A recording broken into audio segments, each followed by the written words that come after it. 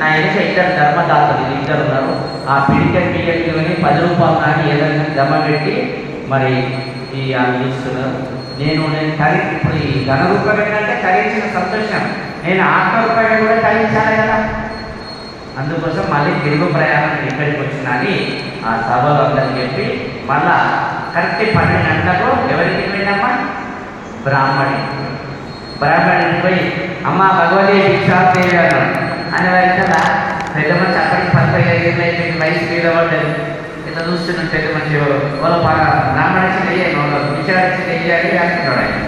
అని వారికల్లా అమ్మను తీసుకోకపోతే చేసేవారికల్లా ఆయన జోలె పని పెట్టి అమ్మకు సాష్టాంగ నమస్కారం చేసింది.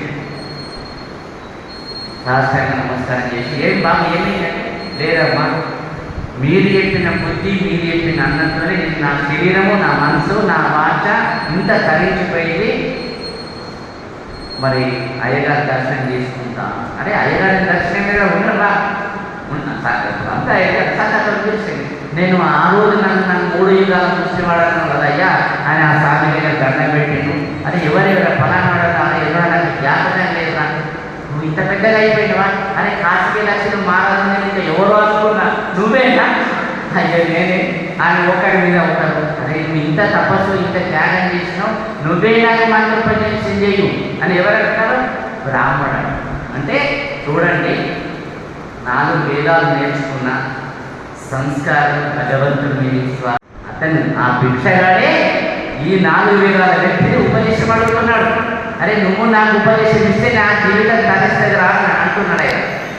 నాయన నేను నీకు ఉపదేశం ఇచ్చలేదు, నువ్వే నాకైతే నేను తరిస్తాను నేను అంటున్నాడు. జీవితం లోపల ఎన్ని అంచనా ఎన్ని పోయినదని భగవంతుడి చింతన మాత్రం ఎవ్వరూ ఎరువచరము. భగవంతుడి చింతన ఎవ్వరమిడాలి, ఏది మనకు శాశ్వతం కాదు. కాబట్టి ఎప్పుడు గతంలో మనం ఏం చేసినాం, ఏం కష్టపడ్డామో ప్రతి నిత్యమో అది గుర్తు తెచ్చుకోమన్నట్టు ప్రతి వ్యక్తి అయితేనే మనం ముందట బాగుపడతాము. శాస్త్రం చెప్పింది అనవసరంగా దేవతలను తీర్చడం, అనవసరంగా తెలిసి తెలగను అనకుండా మనం ఒక దెబ్బ వేస్తే అయ్యో తప్పులు ఏంటంటే ఒక దెబ్బ వేసిన అని మన మనసు పశ్చాత్తాపడితే భగవంతుడు అన్న మనం కనుగలిస్తాడు. అది మనకు చెప్పిన విషయాలు. కాబట్టి మనందరం కూడా ప్రతి దాంట్లో మన కార్యక్రమంలో మన మీటింగ్లో పాల్గొంటున్నాం. మంచి వీక్షకుమతి మన భగవద్గీత గురించి మనం ఎక్కువ కూడా చదువుకొని అప్పుడప్పుడు మైకి దగ్గరికి వచ్చి అమ్మలు కానీ అయ్యగారు కానీ దాని యొక్క దేవముని ప్రవరాచితలింగం కామదహనకరుణాకరలింగం రావణ దర్ప వినాశకలింగం సత్ప్రణమామి సదా శివలింగం సర్వసుగంధసుదేవి లింగం బుద్ధి వివర్జన కారణలింగం సిద్ధసురా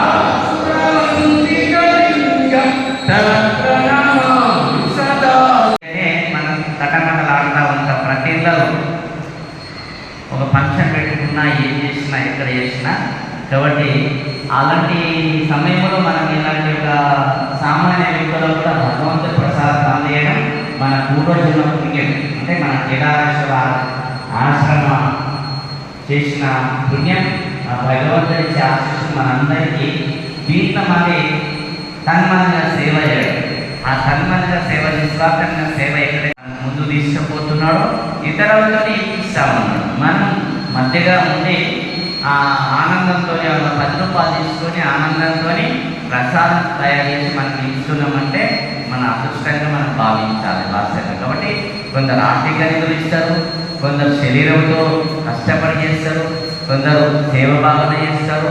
అన్ని రకాల యొక్క భక్తులు ఇక్కడ మన ఆశ్రమం ఉన్నారు. కాబట్టి ఇవాళ ఇంత మంచి కార్యక్రమం, ఇంత మంచి ఆలోచన దీని ఏటీజీ తీసుకొని వేరే కంట్రీలకి పైసలు వస్తాయి కదా, పిక్చర్స్ కానీ ఇంకా కానీ కొన్ని ట్రస్టులకు వస్తాయి.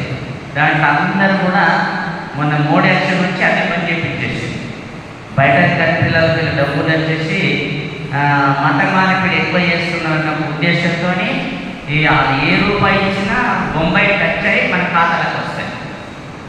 ఇది మోడీ గారు విచారణ చేసి మొత్తం కట్ చేసేసింది. కట్టేసింది కాబట్టి బయట దేశాల నుంచి డబ్బులు రావడం తక్కువైపోయింది. వేరే ఒక 10 ఏళ్ళ కింద ఉన్న క్రిస్టియన్ కానీ ఇంకా వేరే సంవత్సరాలే కానీ ఇప్పుడు అంతా ఉడుకుతాయి. చూడచ్చు, ఎక్కడైనా చూడచ్చు. నేను అబ్బాయి కూడా వేయచ్చు. అంటే నాకు ఇక్కడ అయోధ్య మీటింగ్ పెట్టి చెప్పడం కారణం ఏంటంటే ఏటీజీ ఉంటే మాలాంటి వారితో పాటు మన ఆశ్రమ ప్రతి నెలలో కార్యక్రమాలు చేయడం చేపడం. మరి మనం ఫస్ట్ మన ఆశ్రమంలో సొసైటీ చేస్తున్నాం. ఇప్పుడు మన భోజనమాలు కడదామన్న దానికన్నా ఒక 2 భక్తులే ముందరికి వచ్చింది. అంటే సుమారు ఒక మనిషి ఒక 50 లక్షలు ఇద్దామని ముందరికి వచ్చింది. ₹1 కోటి ఒకరు ఇద్దామని వచ్చి ఇద్దాం. కానీ మనకి ఏటీజీ లేదు. ఏటీజీ లేక బ్రేక్ అయిపోయింది అక్కడ. అదే మాది అనుకుంటే మేము ఇంకా ₹1 కోట్లనే మేము ఇవ్వగలుగుతాం, అది పెద్ద సమస్య కాదు అని వాళ్ళందరూ కూడా విచారణ చేయడం జరిగింది. కాబట్టి మాకు ఏటీజీ లేదు. మేము సొసైటీ చేసిన సొసైటీ క్లోజ్ చేసుకుంటూ మళ్ళీ ఇప్పుడు ఫస్ట్ చేసినాం. ఫస్ట్ అది 2వ సంవత్సరం కూడా సబ్మిట్ చేసినాం.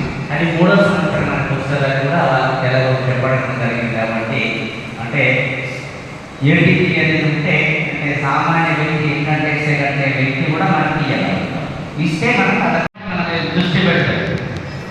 ఏటీజీ ఉంటే 33 డిపార్ట్మెంట్ మీద మన మీద దృష్టి పెడతాడు. అంటే ఒక రకంగా ఒక రకంగా ఇది పోపోయినాము, ఒక రకంగా అది బాధపడాలి. అంటే ఏటీజీ ఇచ్చిన తర్వాత ఒక ₹1 కోటి ఇస్తాడు కదా, ఇక్కడ చెక్కేదానికి వస్తాడు. మరి అది ₹1 కోటి ఏం చేసిన అడిగితే మేము దేవుడు ఇస్తూ ఉంటాం. అంటే వాడు వచ్చినప్పుడు కూడా దేవుళ్ళని వాడిని ఎదురుసుకొని చేసుకొని ఆఫీసులో మనం బాగా కాపాడుతున్నాం. కాబట్టి ఏది ఇచ్చినా